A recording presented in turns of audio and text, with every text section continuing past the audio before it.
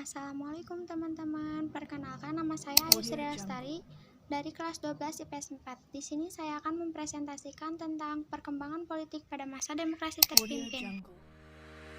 Nah, di sini perkembangan politik pada masa demokrasi terpimpin terbagi menjadi beberapa macam, yaitu Dekret Presiden 5 Juli 1959, pelaksanaan demokrasi terpimpin, pembentukan MPRS, pembubaran DPR dan pembentukan DPR-GR, pembentukan Dewan Pertimbangan Agung Sementara, pembentukan Pranasional, dan pembentukan Kabinet Kerja.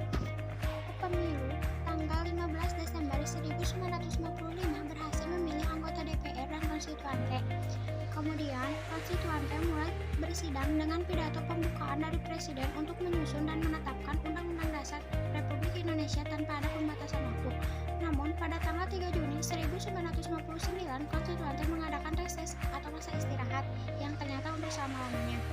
Gagalnya konstituante dalam melaksanakan tugasnya serta rentetan peristiwa politik keamanan yang mengguncangkan persatuan dan kesatuan bangsa mencapai puncaknya pada bulan Juni 1959 untuk keselamatan negara berdasarkan hukum keadaan bahaya bagi negara pada hari Minggu tanggal 5 Juli 1959 pada pukul 17.00 dalam suatu upacara resmi di Istana Merdeka. Presiden Soekarno mengeluarkan dekret presiden yang berisi sebagai berikut. A. Pembubaran konstituante. B. Tidak berlakunya Undang-Undang Dasar Sementara 1950 dan berlakunya kembali Undang-Undang Dasar 1945.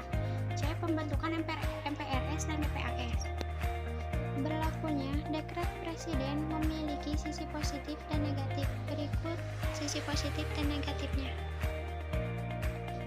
Pembentukan MPRS berdasarkan penetapan Presiden nomor 2 tahun 1959, Presiden membentuk MPRS. Tindakan tersebut bertentangan dengan Undang-Undang Dasar 1945.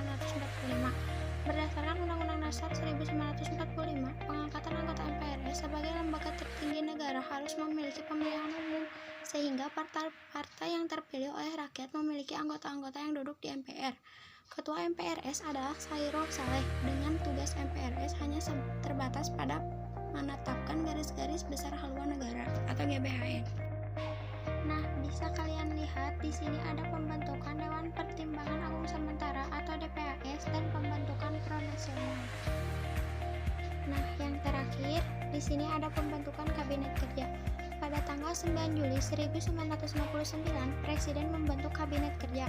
Dalam kabinet ini, Presiden Soekarno bertindak sebagai Perdana Menteri, sedangkan Insinyur Juanda menjadi Menteri pertama. Kabinet ini dilantik pada tanggal 10 Juli 1959 dengan programnya yang disebut TRIP Program Kabinet Kerja. Isi TRIP Program Kabinet Kerja sebagai berikut. 1. Mencukupi kebutuhan sandang pangan. 2. Menyelenggarakan keamanan rakyat dan negara.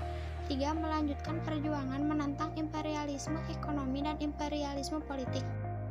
Sekian presentasi dari saya. Terima kasih.